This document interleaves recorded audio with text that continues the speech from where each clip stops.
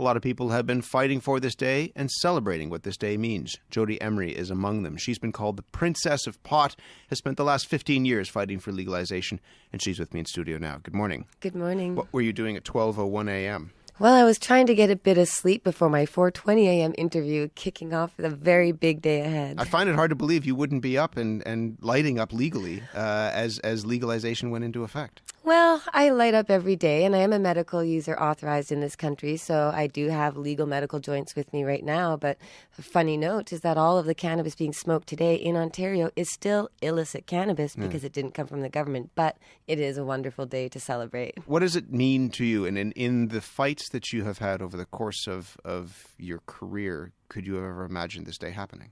Of course, it's what I've worked towards, and before me, so many others, including Mark Emery and advocates who have spent decades challenging these laws. And we have to remember that this law reform came from lawbreakers, peaceful civil disobedience, those who are willing to break the laws openly, go to court, challenge the laws, and win.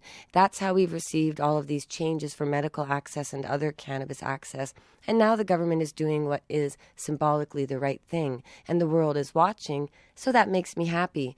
But when you look at the details, many civil liberties advocates and lawyers are quite concerned about the prohibitive, restrictive limitations and barriers that are being placed in this new industry landscape they're creating. What's wrong with that? I mean, if you speak with representatives of the government, they'll tell you that those prohibitive restrictions are there by design, that this is not meant to open the floodgates. It's meant to, in some ways, restrict or at the very least control the consumption of cannabis. What's wrong with that? Well, legalization advocates have said for decades, legalize it. So I summarize it into three areas. Stop criminalizing the people involved if they're peaceful and nonviolent.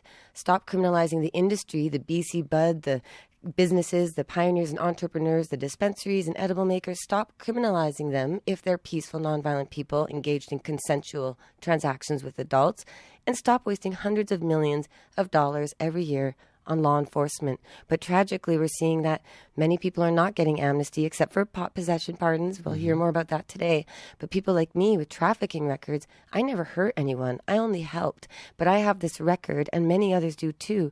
We need to address the fact that cannabis should never have been criminalized in the first place, and that even if it was as harmful as alcohol, killing people every single day, alcohol is far more widely available and tolerated and promoted by the government than cannabis is, and cannabis saves lives. I want to talk about the amnesty piece. Are you pleased with what Bill Blair's going to be on the program later on talking further about this, that the government is going to offer pardons for people who have simple possession charges? Well, it's a long time coming. In the United States, many jurisdictions stopped arresting people immediately as soon as there was an idea to pass legislation.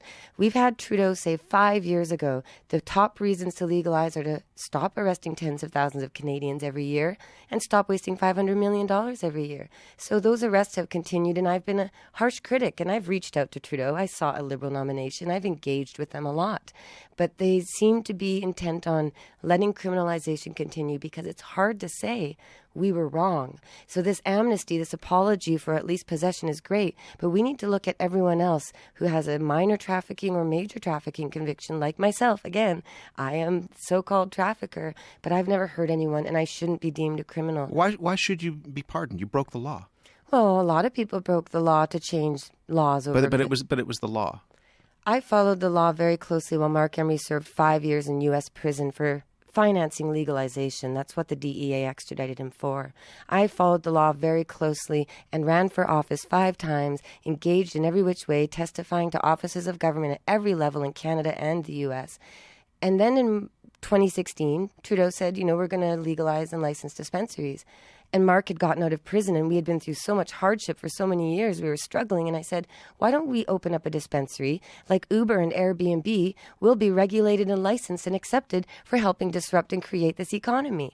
But no, we were sidelined and locked out and locked up. And I'm not saying I should be at the front of the line, but I will say in the United States, many jurisdictions are allowing those with criminal records to receive licenses and amnesty and reparations. Doesn't that reward people who have been involved in criminal behavior? The former chief of police, Bill Blair, the current chief of police, Mark Saunders, have said that, and I don't know where you get your pot for your dispensary, but that a lot of it is, around the umbrella of organized crime. Well, organized crime is 3 people breaking a law. So passing a joint in a circle is technically organized crime. That's the real definition. But what is crime? Crime should have a victim and an aggressor. That's rape, assault, murder, theft. Those have someone who's been victimized and an aggressor. But with cannabis, the only victims are really the people who have been arrested by the law. Cannabis is a consensual, peaceful, nonviolent activity, mostly between adults and perhaps some younger people. That should not be criminalized. That's creating a crime. When the government says they need tough laws to crack down on the criminal market, the criminalization literally creates the crime. But the law is the law. And the law right now, I mean, there's a Jodie's Joint in Kensington Market. It's not a dispensary. It's a cannabis-themed coffee shop. It's with hemp design elements. It's got hemp wallpaper fabric. It's completely legal. Does it sell cannabis? No, but we're trying to get legally licensed. I've been a legalization activist forever. Cannabis culture only engaged in dispensaries for 2 years out of 25 years of history.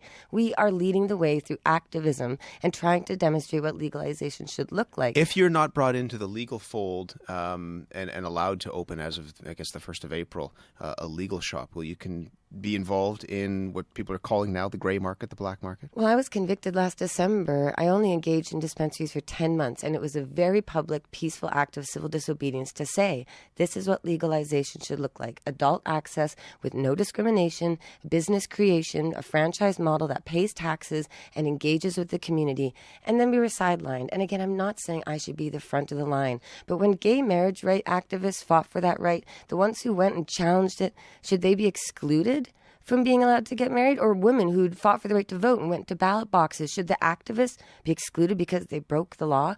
I do respect the law. I have law enforcement in my family. I think that cannabis prohibition creates disrespect for the law because no one respects the cannabis prohibition. That's why we're ending it. So if you're not part of the legal framework, what happens to you after, not just today, but after, say, the 1st of April, when those stores open up? Well, again, like I said, my new Jodie's Joint coffee shop just sells coffee, so I'm moving pounds of beans now, of an addictive stimulant drug, and there's no restrictions on that. But my advocacy is first and foremost fairness across the board, fairness in amnesty, regulations, licensing, taxation, every which way we need to reform that. So I'm launching a new advocacy group called Fair Cannabis Canada to talk about having fairness in all of the laws and regulations around this new industry, but an industry that was built off the backs of people who have been disproportionately targeted and enforced for being poor and marginalized and young, and those victims of prohibition. We can't pretend this is a new industry invented by men in suits. It's not. People have lost their lives and lost their liberties for decades,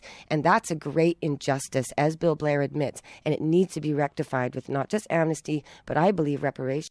Jodie Emery, we'll leave it there. It's good to talk to you. It's a big day, and a day that a lot of people, yourself included, have fought for. Thank you. Thank you. Jodie Emery is a cannabis advocate, has been fighting for legalization for 15 years. We will hear from the former chief of police, Bill Blair, on that amnesty issue coming up on the program. We'll also hear from the current chief of police, Mark Saunders, coming up on Metro Morning.